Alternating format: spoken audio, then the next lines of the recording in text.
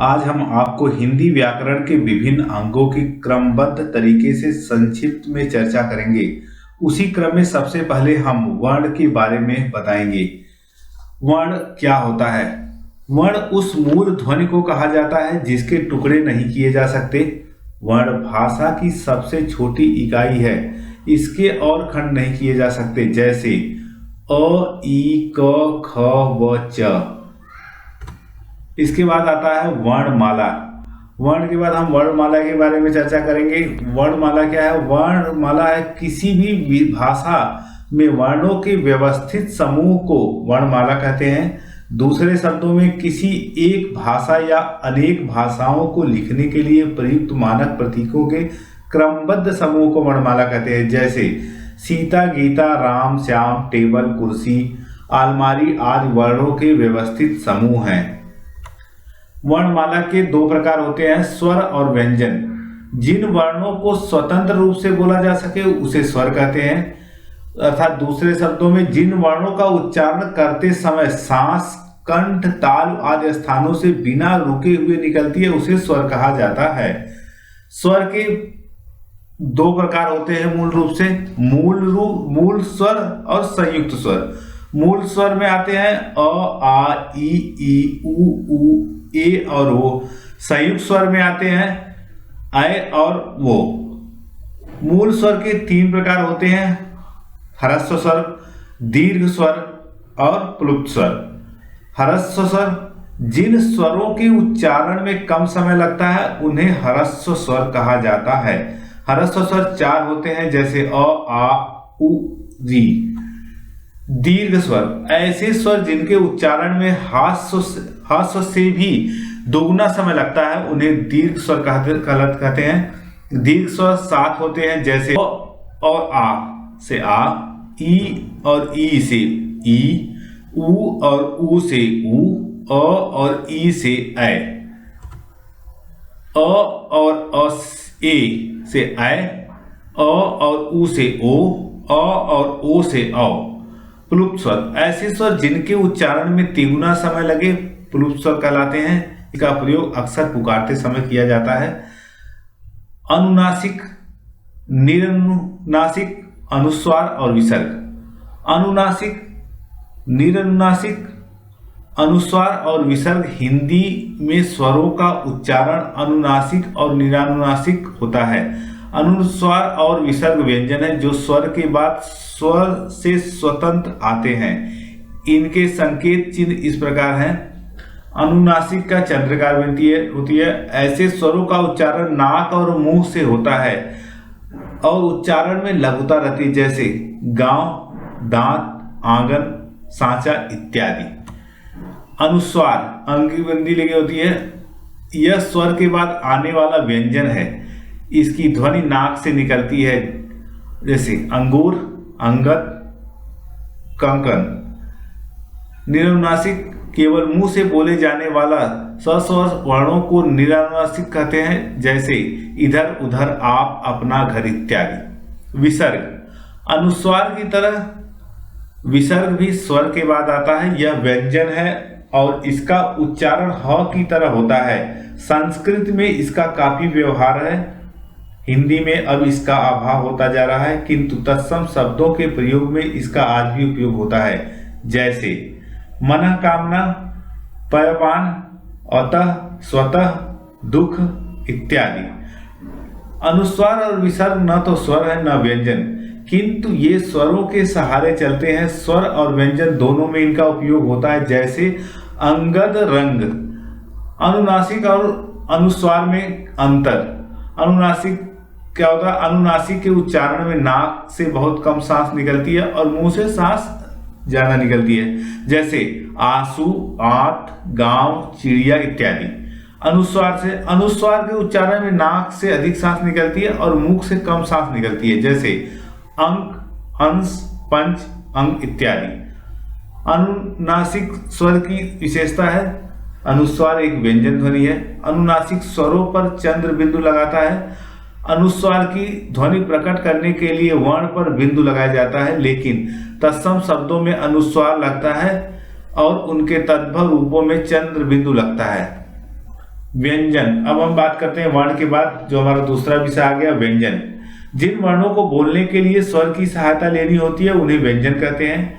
दूसरे शब्दों में व्यंजन उन वर्णों को कहा जाता है जिसके उच्चारण में स्वर वर्णों की सहायता ली जाती है, जैसे क, ख, ग, च, छ, द, ध, भ, म इत्यादि।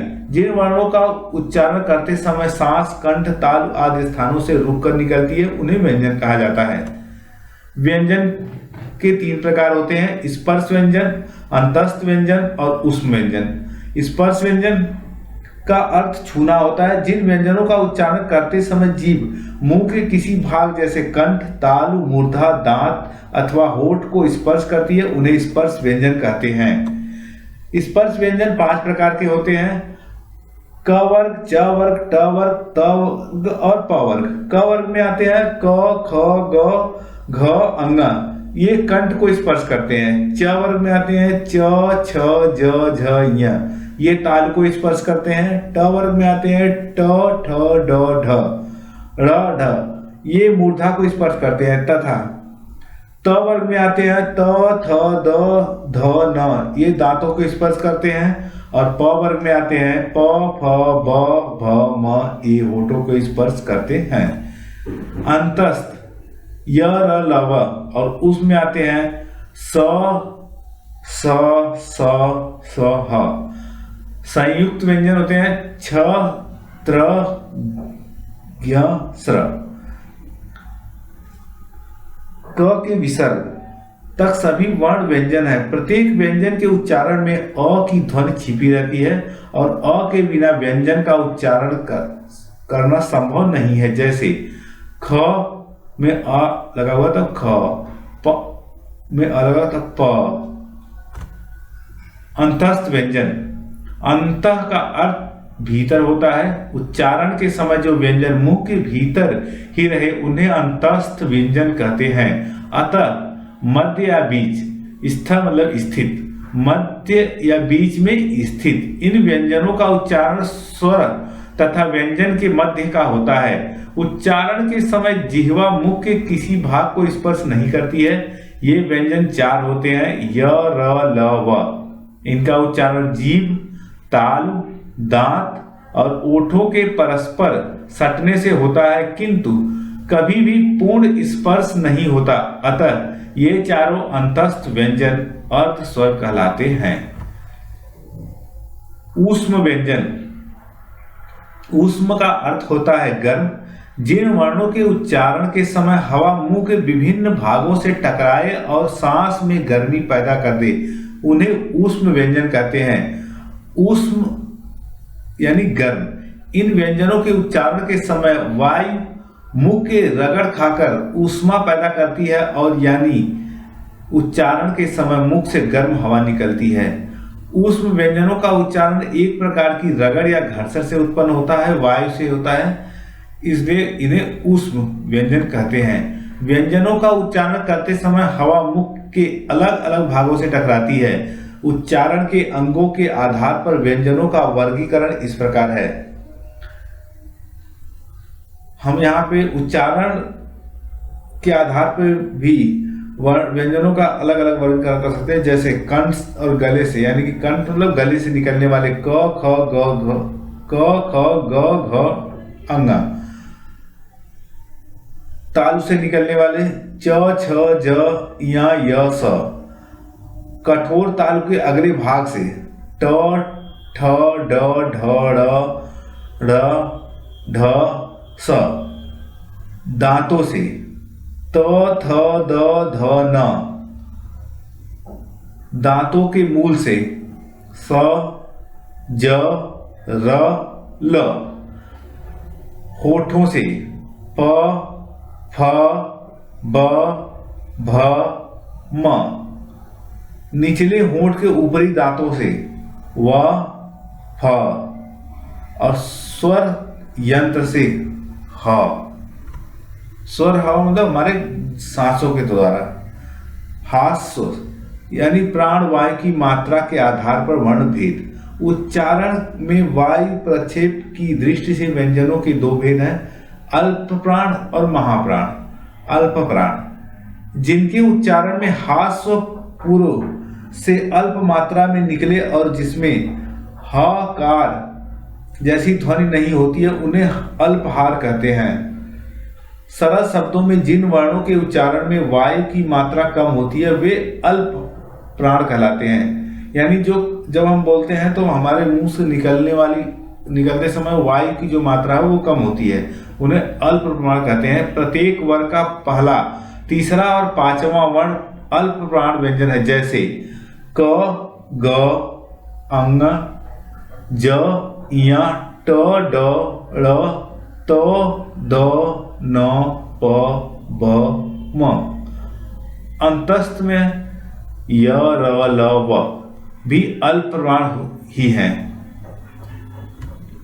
महाप्राण जिनके उच्चारण में ह कार जैसी ध्वनि विशेष रूप से रहती है और श्वास अधिक मात्रा में निकलती है उन्हें महाप्राण कहते हैं। जैसे हम बोलते हैं हमारे जो भी हम बोलते हैं, जो हमारे मुंह से जो आवाज निकलती है उसके साथ जब हवा उसके साथ ज्यादा निकलती है तो उन्हें महाप्राण कहते हैं। सरल शब्दों में जिन वर्णों के उच्चारण में वायु की मात्रा अधिक है वे महाप्राण कहलाते हैं। प्रत्येक वर्ण का दूसरा और चौथा वर्ण तथा समस्त ऊष्म वर्ण महाप्राण है, जैसे ख, घ, छ, झ, ठ, ढ, थ, ध, फ, भ और स,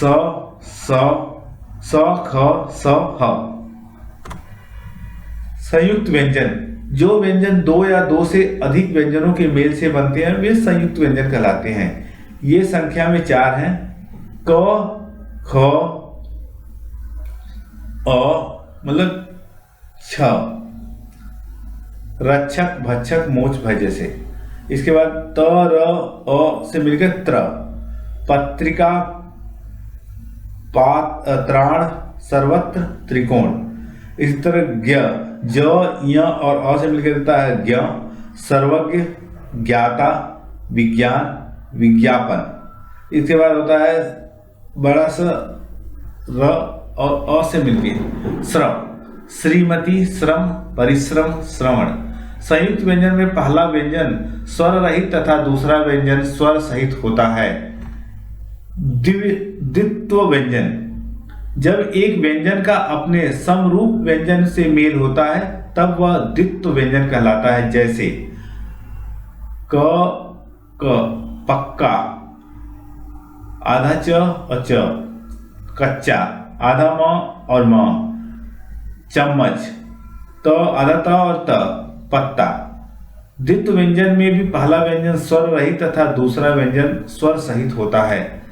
संयुक्ताक्षर जब एक स्वर रहित व्यंजन अन्य स्वर सहित व्यंजनों से मिलता है तब वह संयुक्ताक्षर कहलाता है, जैसे आधा क में त मिलके त, संयुक्त, स आधा स में थ मिलके स्थान, स में आधे स में व मिलके स्व, स्वाद, द आधा द में ध मिलके ध, शुद्ध। प्रत्येक वर्णमाला से 2 प्रकार के वर्ण होते हैं, स्वर वर्ण तथा व्यंजन वर्ण।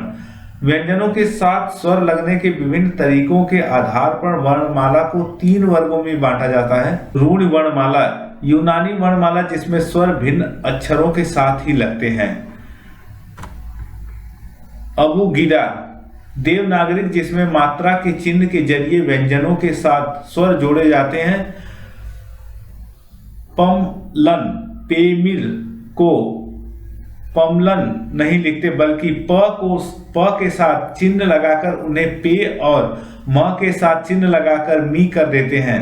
इन मात्रा चिन्हों को अंग्रेजी में डायक्रिट कहा जाता है। अबजद, फोनीसियाई वर्णमाला जिसमें व्यंजनों के साथ स्वरों के न तो वर्ण लगते हैं और न ही मात्रा चिन्ह बल्कि पढ़ने वालों को संदर्भ देखकर अंदाजा लगाना होता है कि कौन से स्वर इस्तेमाल करें। अरबी फारसी लिपि में मात्रा चिन्हों की व्यवस्था है लेकिन कभी कभी उन्हें नहीं लिखा जाता, जिससे वे लिपियां प्रयोग में कुछ हद तक अबजदों जैसी बन जाती हैं। बिनती को पढ़ा जा सकता है और बुनती भी, क्योंकि शुरू के ब व्यंजन के साथ कोई स्वर चिन्ह नहीं लगा हुआ है जिसे बोला जाता है। भाषा शब्द संस्कृत के भाष धातु से बना है जिसका अर्थ होता है बोलना या कहना। भाषा हमारे मुख से उच्चारित होने वाले शब्दों और वाक्यों आदि का वह समूह है जिसके द्वारा हम अपने मन की बात को दूसरे व्यक्ति से बता सकते हैं, जैसे बोली, जबान, वाणी, विशेष। जैसे मैं इस बार आपसे बात कर रहा हूँ, ये एक भाषा, एक माध्यम है जिसके द्वारा मैं अपने आप बात को आप तक पहुँचाने की कोशिश कर रहा हूँ। बोली भाषा, विभाषा और राजभाषा। बोली भाषा, विभाषा और राजभाषा का अंतर बता पाना कठिन है क्योंकि इसके प्रमुख अंतर व्यवहार क्षेत्र के विस्तार पर निर्भर है।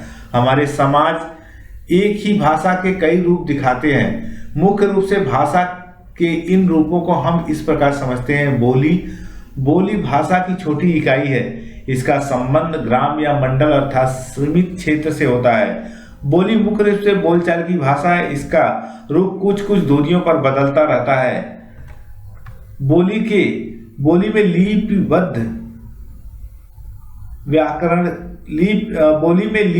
व्याकरणिक दृष्टि से भी इसमें विसंगतियां पाई जाती हैं। इसमें प्रधानता व्यक्तिगत बोलचाल के माध्यम की रहती है और देशज शब्दों तथा घरेलू शब्दावली का बाहुल्य होता है।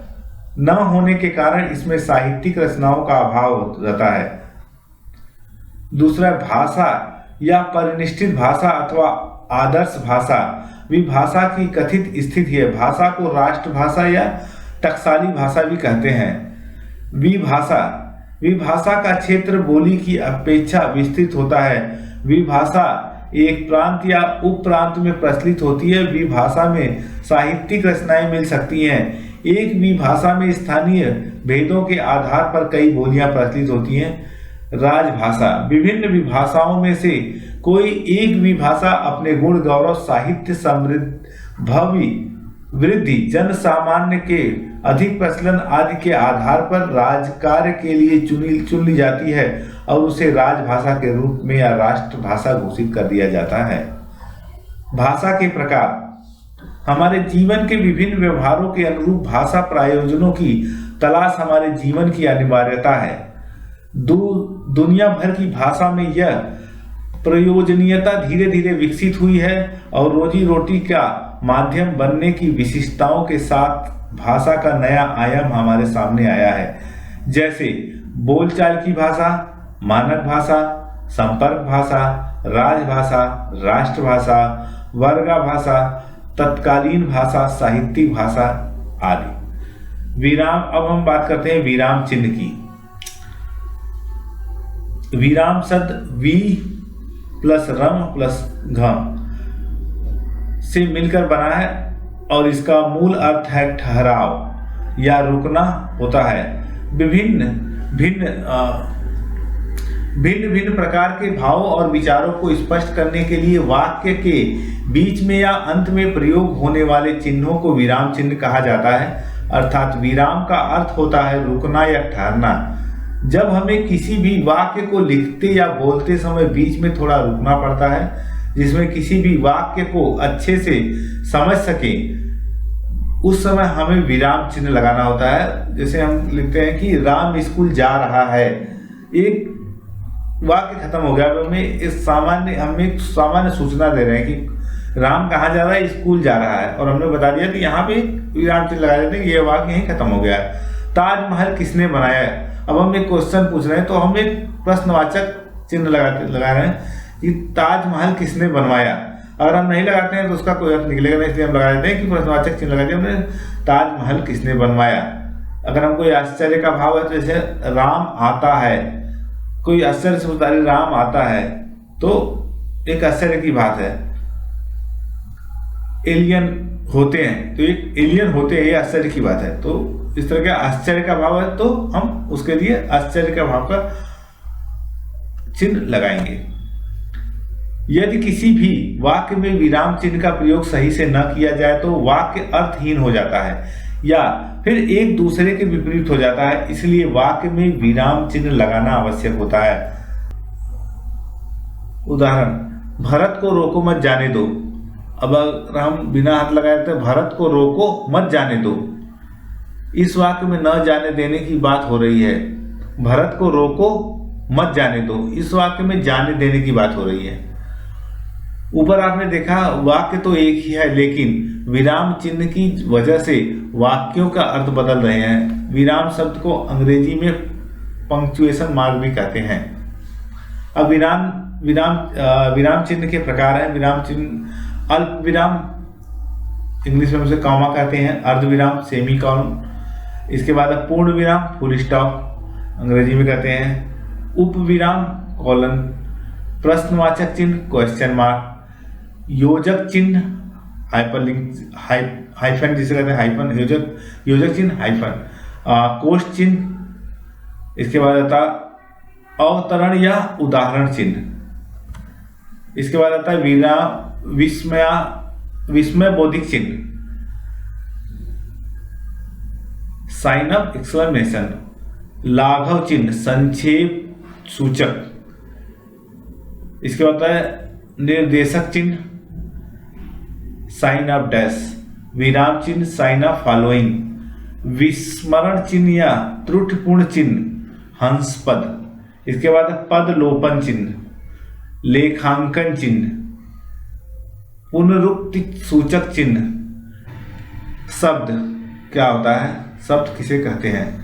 वर्णों का ऐसा समूह जिसका अर्थ सार्थक हो उन्हें शब्द कहते हैं। भाषा में वर्ण के बाद सबसे छोटी इकाई शब्द आती है। मूलतः शब्द वर्ण मात्राओं के मेल से बनते हैं, जैसे घ और र मिलके घर, छ और त मिलके छत, म ह क मिलके महक, म और आ की मात्रा त पे आ की मात्रा माता, प पे छोटी की मात्रा त पे आ की मात्रा पिता। एक वर्ण से निर्मित शब्द न जिसका अर्थ नहीं होता है। एक से अधिक वर्णों से निर्मित शब्द आप व कोई आदि। अनेक वर्णों से निर्मित शब्द कुत्ता, शेर, कमल, नयन, प्रसाद, सर्वव्यापी, परमात्मा इत्यादि। शब्द के दो भेद हैं, सार्थक शब्द, निरर्थक शब्द। सार्थक शब्द जिन शब्दों के अर्थ ग्रहण किए जाते हैं उन्हें सार्थक शब्द कहते हैं, सब्जी, रोटी, दूध, पानी इत्यादि जैसे। इसके बाद निरर्थक शब्द आते हैं, जिन शब्दों के अर्थ ग्रहण नहीं किए जाते हैं उन्हें निरर्थक शब्द कहते हैं। इन शब्दों का प्रयोग सदैव सार्थक शब्दों के साथ ही होता है और यह इनके साथ ही लगकर यह अपना अर्थ निकलवा लेते हैं, जैसे अता, आमने, छात, वाय। शब्दों का वर्गीकरण। शब्दों की उत्पत्ति या स्रोत, रचना या बनावट, प्रयोग तथा अर्थ के आधार पर निम्न भागों में बांटा गया है। अर्थ की दृष्टि के आधार पर, व्युत्पत्ति की आधार पर, इतिहास या स्रोत की दृष्टि के आधार पर, रूप या प्रयोग के आधार पर, या व्याकरण प्रयोग के आधार पर। अर्थ की दृष्टि के आधार पर। अर्थ के आधार पर शब्द को निम्न भागों में बांटा गया है। एकार्थी शब्द, जहां शब्द का एक ही अर्थ निकले उसे एकार्थी शब्द कहते हैं, जैसे सड़क, जूता, नदी आदि। अनेकार्थी शब्द, जिन शब्दों के एक से अधिक अर्थ निकले उन्हें अनेकार्थी शब्द कहते हैं, जैसे हार, कर, कनक, व्यंजन।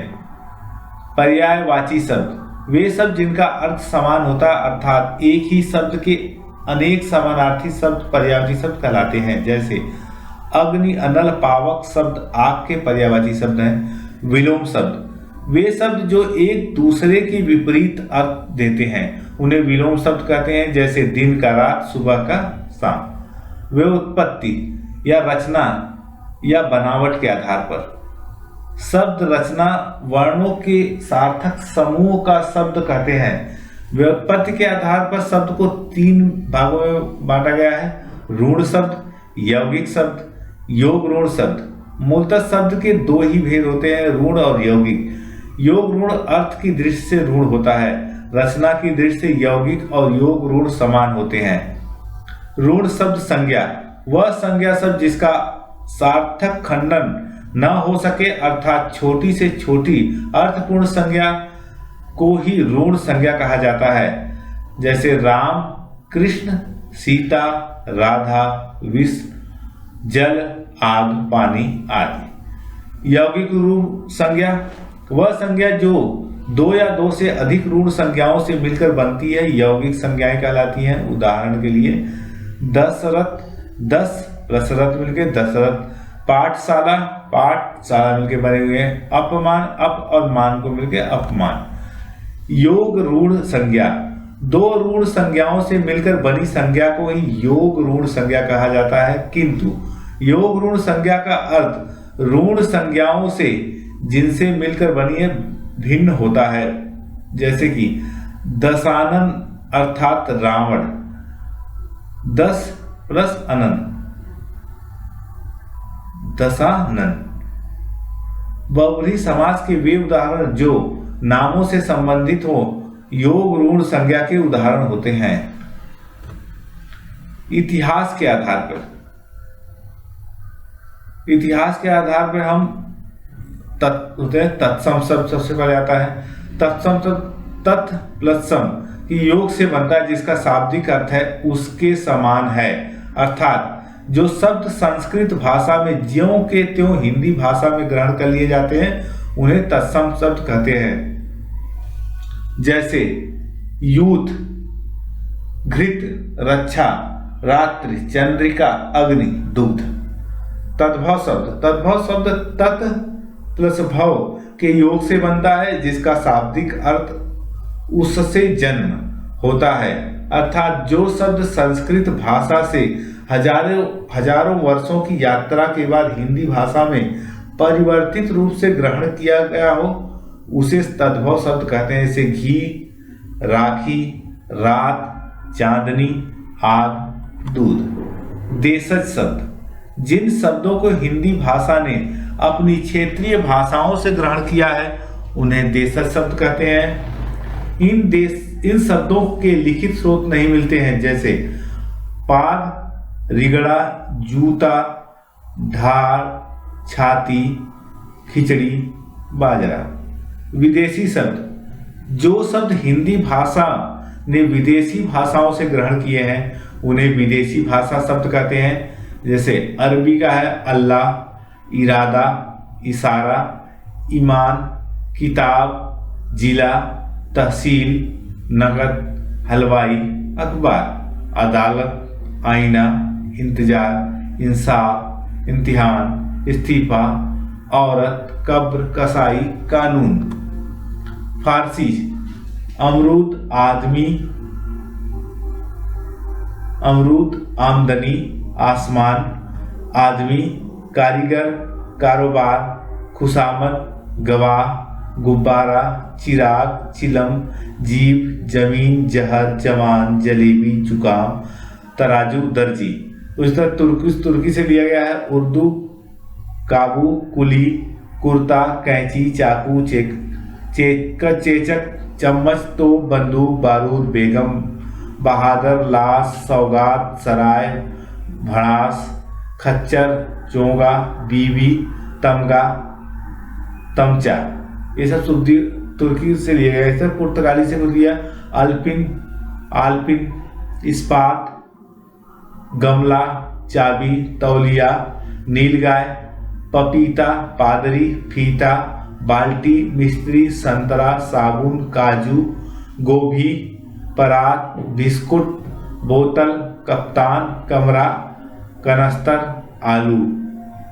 अंग्रेजी से कोर्ट, फीस, पपील, अंग्रेजी से court, fees, appeal, police, tax, office, doctor, school, pen, inch, rail, button इत्यादि।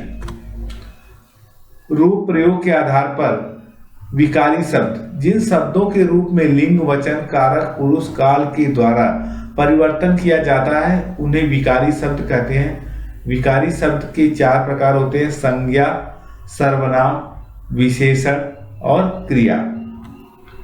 अविकारी शब्द जिन शब्दों के रूप में लिंग, वचन, कारक, पुरुष व काल के हिसाब द्वारा कोई परिवर्तन नहीं किया जा सकता उन्हें अविकारी शब्द कहते हैं। अविकारी शब्दों के चार प्रकार होते हैं: क्रिया विशेषण, समुच्चय बोधक अव्यय, विस्मय बोधक अव्यय और संबंध बोधक अव्यय।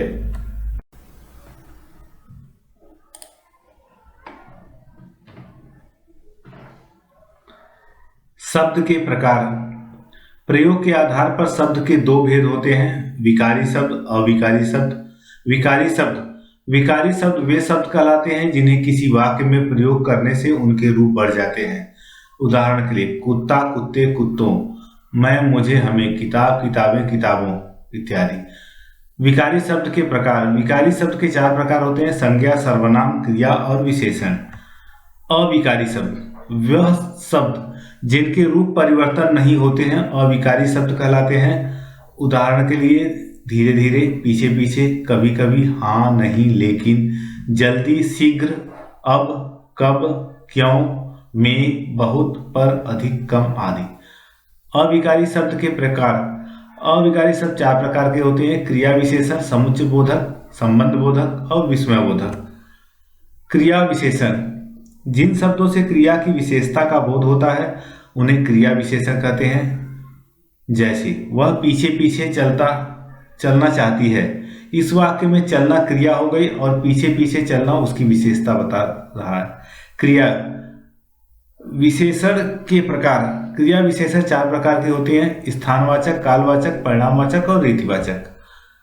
समुच्चय बोधक ऐसे शब्द जो दो या दो से अधिक शब्द, वाक्य या वाक्यांशों को जोड़ने का काम करते हैं वे शब्द समुच्चय बोधक कहलाते हैं।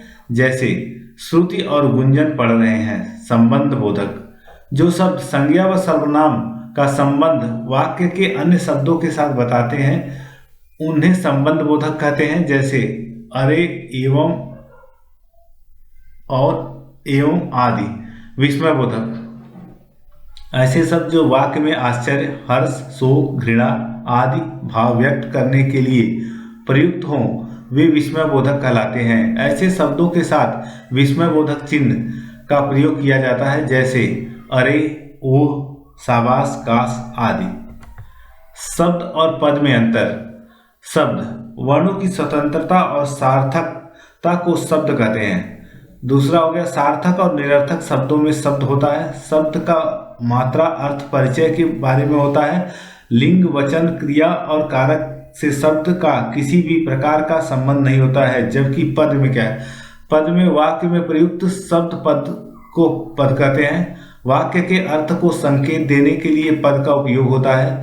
पद का मात्रा व्यवहारिक परिचय के बारे में होता है।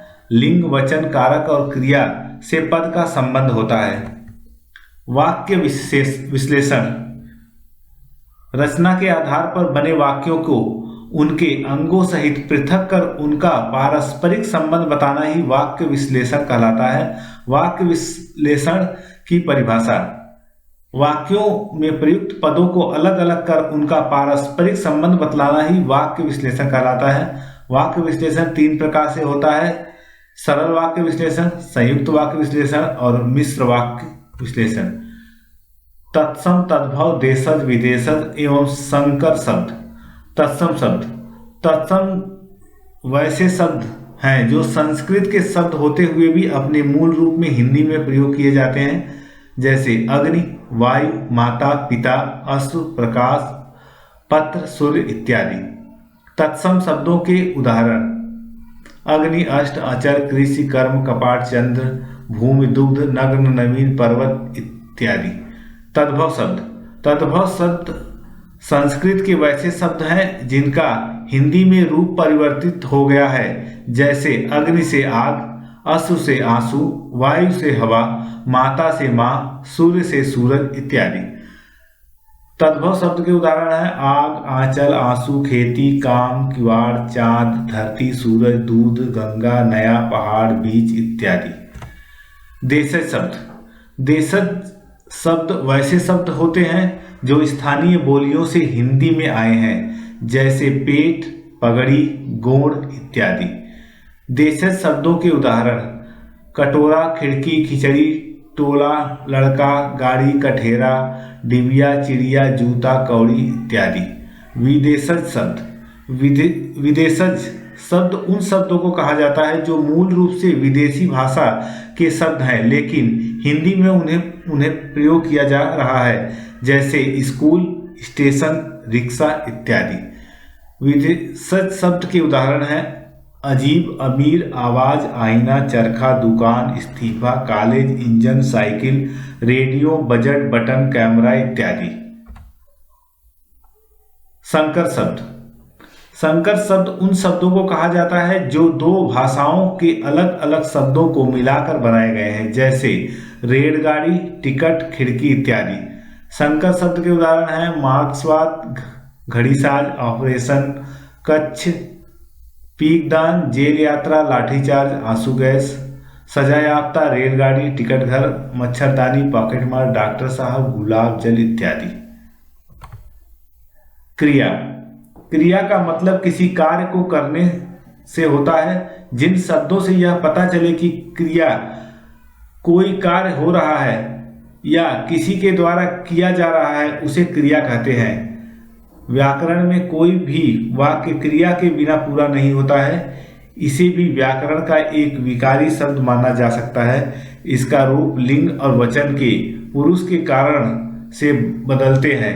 क्रिया के वजह से हमें यह पता चलता है कि कार्य वर्तमान में हुआ है, भूतकाल में हो चुका है या भविष्य में होने वाला है। क्रिया का निर्माण धातु से होता है। जब धातु के अंत में ना लगा दिया जाता है तब वह धातु क्रिया बन जाती है। क्रिया को संज्ञा और विशेषण से भी बनाया जाता है। धातु। जिस मूल रूप से क्रिया को बनाया जाता है उसे धातु कहते हैं। वह क्रिया का ही एक रूप होता है। धातु को क्रिया का मूल रूप कहते हैं, जैसे बोल, पढ़, घूम, लिख, गा, हंस, देख, जा, खा, बोल, रो आदि। धातु के प्रकार। धातु मूलतः दो प्रकार की होती है, मूल धातु, यौगिक धातु। मूल धातु स्वतंत्र होती है और किसी दूसरे शब्द पर आश्रित नहीं होती है, जैसे खा, पढ़, लिख, गा, जा, रो आदि। यौगिकी धातु किसी प्रत्यय के योग से बनती है। ऐसा करने पर क्रिया अकर्मक, सकर्मक और प्रेरणार्थक बनती है, जैसे पढ़ना से पढ़ा, लिखना से लिखा, खाना से खिलाई आदि। कर्म के आधार पर क्रिया के प्रकार। कर्म के आधार पर क्रिया के दो प्रकार होते हैं, अकर्मक क्रिया, सकर्मक क्रिया। जिस क्रिया का फल कर्ता पर पड़ता है उसे अकर्मक क्रिया कहते हैं, जैसे बालक सोता है, बच्चा रोता है इत्यादि।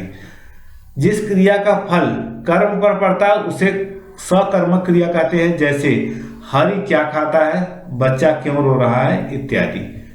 संरचना या प्रयोग के आधार पर क्रिया के 8 प्रकार हैं।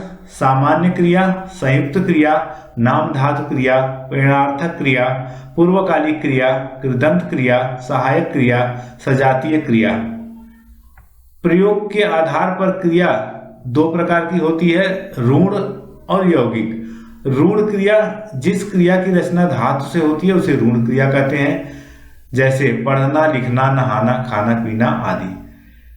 जिस क्रिया की रचना एक से अधिक तत्वों से होती है उसे यौगिक क्रिया कहते हैं, जैसे आते जाते रहना, नचाना, लिखवाना, पढ़वाना, समझाना, बताना, बड़बड़ाना आदि। विशेषण। विशेषण का शाब्दिक अर्थ विशेषता बतलाना होता है। विशेषण एक ऐसा शब्द है जो संज्ञा और सर्वनाम की विशेषता बताता है तथा ऐसी शब्दों की विशेषता बताने वाले शब्दों को विशेषण कहते हैं, जैसे काला, सुंदर, कायर इत्यादि। विशेषण के प्रकार। विशेषण मुख्यतः 5 प्रकार के होते हैं, गुणवाचक विशेषण, परिणामवाचक विशेषण, संख्यावाचक विशेषण, सर्वनाम विशेषण और व्यक्तिवाचक विशेषण। काल। काल का अर्थ समय होता है, अर्थात क्रिया के होने या करने के समय को काल कहते हैं तथा क्रिया के जिस रूप में कार्य करने या होने के समय का बोध होता है उसे काल कहते हैं। काल के 3 भेद होते हैं, वर्तमान काल, भूतकाल और भविष्यकाल। वर्तमान काल क्रिया की जिस रूप में यह पता चलता है कि अभी काम चल रहा है उसे वर्तमान काल कहते हैं, जैसे वह खेल रहा है, वह गाना गा रहा है, वह पढ़ रहा है। यह वर्तमान काल के प्रकार हैं। वर्तमान काल में 6 प्रकार होते हैं, सामान्य वर्तमान काल, अपूर्ण वर्तमान काल, पूर्ण वर्तमान काल, संदिग्ध वर्तमान काल, तत्कालिक वर्तमान काल और संभाव्य वर्तमान काल।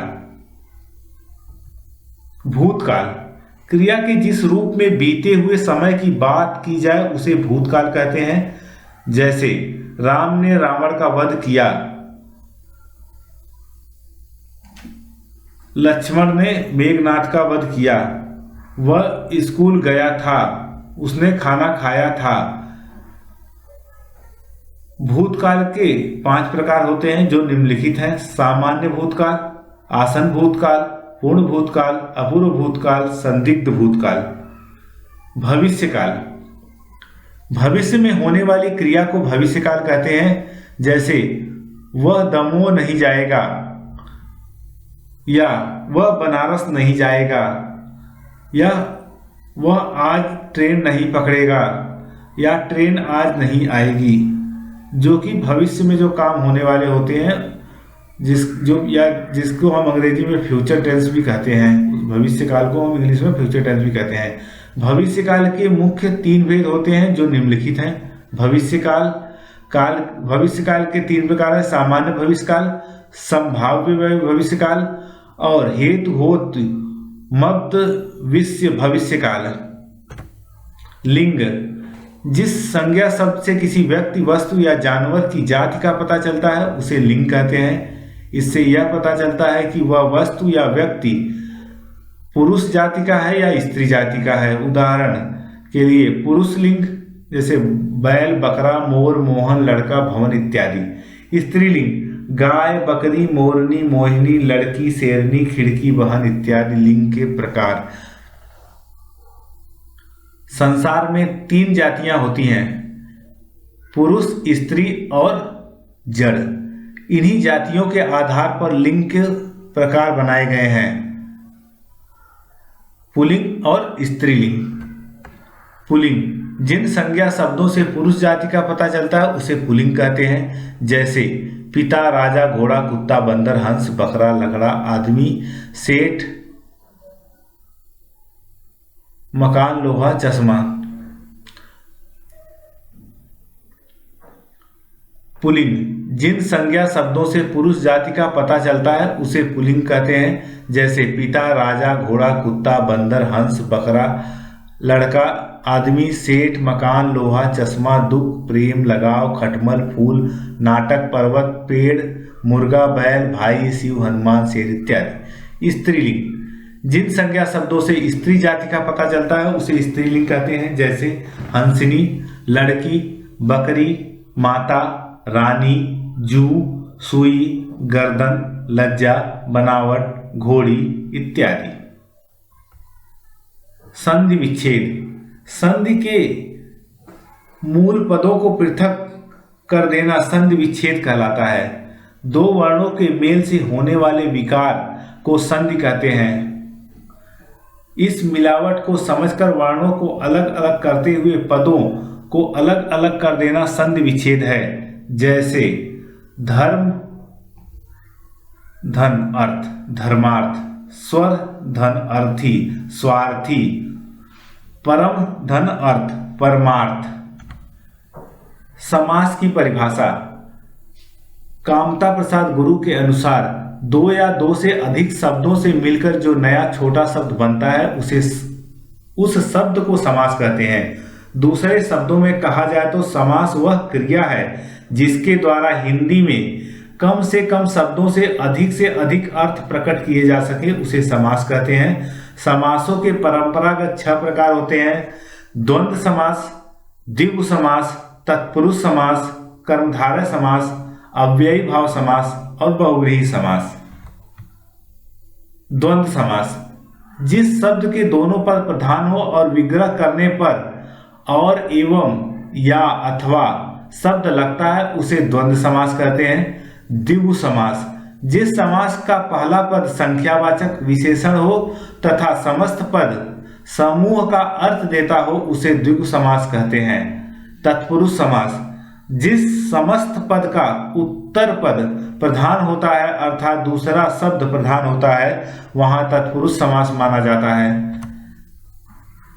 कर्मधारय समास, जहां उत्तर पद प्रधान हो तथा ऐसे शब्दों का मेल हो जिसमें एक विशेष तथा दूसरा विशेषण होता है या एक उपमेय तथा दूसरा उपमान होता है, उसे कर्मधारय समास कहते हैं। अव्ययी भाव समास, ऐसा पद जिसमें समस्त पद में कोई एक पद अव्यय तथा उपसर्ग हो तथा कोई दूसरा पद संज्ञा हो, उसे अव्ययी भाव समास कहते हैं। बहुव्रीहि समास, बहुव्रीहि समास ऐसा समास होता है जिसके समस्त पदों में कोई भी पद प्रधान नहीं होता एवं दोनों पद मिलकर किसी तीसरे पद की ओर संकेत करते हैं, वह समास बहुव्रीहि समास कहलाता है। बहुव्रीहि या समास के बारे में हम अपने दूसरे वीडियो में बहुत ही विस्तार से पढ़ेंगे, इसमें बस हम संक्षिप्त में आपको बताया है। अब हम बात करते हैं कारक। संज्ञा या सर्वनाम के जिस रूप से वाक्य के दूसरे शब्दों के साथ संज्ञा या सर्वनाम का संबंध का बोध हो तो उस रूप को कारक कहते हैं। संज्ञा या सर्वनाम के जिस रूप से संज्ञा या सर्वनाम का क्रिया से संबंध का बोध हो उसे कारक कहते हैं। ऊपर दिए गए दो परिभाषाओं का मतलब यह हुआ कि संज्ञा या सर्वनाम के आगे जब ने, को, से आदि विभक्तियां लग जाती हैं तब उसका रूप ही कारक कहलाता है। जैसे रामचंद्र जी ने खारे जल के समुद्र पर बंदरों से पुल बंधवा दिया। इस वाक्य में रामचंद्र जी ने समुद्र पर बंदरों से और पुल संज्ञाओं के विभिन्न रूपांतरण हैं जिनके द्वारा इन संज्ञाओं का संबंध बंधवा दिया क्रिया के साथ होता है। दूसरा उदाहरण है, श्री राम ने रावण को बाण से मारा। इस वाक्य में प्रत्येक शब्द एक दूसरे से बंधा हुआ है और हर एक शब्द का संबंध किसी न किसी रूप से क्रिया के साथ है। यहाँ ने, को, से शब्दों ने वाक्यों में आए शब्दों का संबंध क्रिया से जोड़ा है। यदि यह शब्द नहीं होते तो शब्दों का क्रिया के साथ और आपस में कोई संबंध नहीं होता। कारक के प्रकार, हिंदी में कारक के 8 प्रकार होते हैं। कर्ता कारक, कर्म कारक, करण कारक, संप्रदान कारक, अपादान कारक, संबंध कारक, अधिकरण कारक, संबोधन कारक। वाच्य, क्रिया के जिस रूप से यह पता चले कि वाक्य में कर्ता, कर्म या भाव किसकी प्रधानता है उसे वाच्य कहते हैं। वाच्य का संबंध वाक्य के क्रिया से होता है। वाच्य के मुख्यतः 3 प्रकार होते हैं, कृतवाच्य, कर्मवाच्य, भाववाच्य। क्रिया के जिस रूप से वाक्य में कर्ता के उद्देश्य का पता चलता है उसे कृतवाच्य कहते हैं। इसमें लिंग और वचन कर्ता के अनुसार होते हैं, जैसे बच्चा खेलता है। कर्मवाच्य, क्रिया के जिस रूप से वाक्य में कर्ता के कर्म का पता चलता है उसे कर्मवाच्य कहते हैं। इसमें लिंग, वचन और पुरुष कर्म के अनुसार होते हैं, जैसे छात्रों द्वारा नाटक प्रस्तुत किया जा रहा है, बच्चों के द्वारा निबंध पढ़े गए, पुस्तक मेरे द्वारा पढ़ी गई। भाववाच्य, क्रिया के जिस रूप से कर्ता के भाव का बोध होता है उसे भाववाच्य कहते हैं। इसमें कर्ता तथा कर्म की प्रधानता नहीं होती और इसमें अकर्मक क्रियाओं का प्रयोग किया जाता है।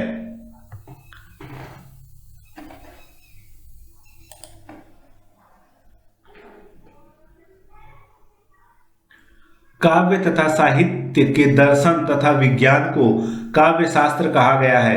काव्य शास्त्र का पुराना नाम साहित्य शास्त्र है, जबकि संस्कृत में इसे अलंकार शास्त्र भी कहते हैं। काव्य को 2 आधारों पर बांटा गया है। नंबर 1, स्वरूप के अनुसार काव्य के भेद। दूसरा, शैली के अनुसार काव्य के भेद। स्वरूप के आधार पर काव्य के 2 प्रकार होते हैं, श्रव्य काव्य और दृश्य काव्य। शैली के अनुसार काव्य के प्रकार, शैली के अनुसार काव्य के 3 प्रकार होते हैं, पद काव्य, गद्य काव्य और चंपू काव्य।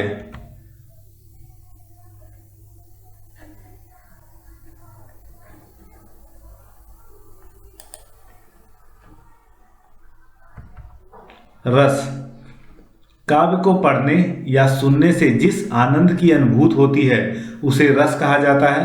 रस का शाब्दिक अर्थ आनंद होता है। रस को काव्य की आत्मा कहा जाता है। संस्कृत में कहा गया है कि रसात्मक वाक्यम काव्यम, अर्थात रस युक्त वाक्य ही काव्य है। रस के अंग, रस के 4 अंग होते हैं: स्थायी भाव, विभाव, अनुभाव और संचारी भाव। रस के प्रकार: श्रृंगार रस, हास्य रस, करुण रस, वीर रस, अद्भुत रस, भयानक रस, रौद्र रस, विभत्स रस, शांत रस, वात्सल्य रस और भक्ति रस। इसके बाद हम बात करते हैं छंद की। छंद क्या है? छंद किसे कहते हैं? हिंदी साहित्य के अनुसार अक्षरों की संख्या, गणना, मात्रा, याति और गति से संबंधित किसी विषय पर रचना को छंद कहा जाता है। इसके अलावा निश्चित चरण, गति, मात्रा, लय, तुक, वर्ण, मात्रा, याति, यति और गण से बने पद्य रचना को छंद कहते हैं। छंद के मुख्यतः 7 अंग होते हैं: चरण और पद, वर्ण और मात्रा, मात्रा, यति, गति, तुक, गण। अलंकार, अलम धन कार, अलंकार 2 शब्दों के मेल से बना होता है, जहां पर अलम का अर्थ आभूषण होता है। अतः जिस तरह से एक स्त्री अपनी सुंदरता को बढ़ाने के लिए आभूषण को पहनती है, उसी प्रकार किसी भाषा की सुंदरता को बढ़ाने के लिए अलंकार का उपयोग किया जाता है। अर्थात इससे पता चलता है कि जो शब्द काव्य की शोभा अथवा सुंदरता को बढ़ाते हैं उसे अलंकार कहते हैं। अलंकार के प्रकार: अलंकार मुख्यतः 3 प्रकार के होते हैं: शब्दालंकार, अर्थालंकार और उभयालंकार।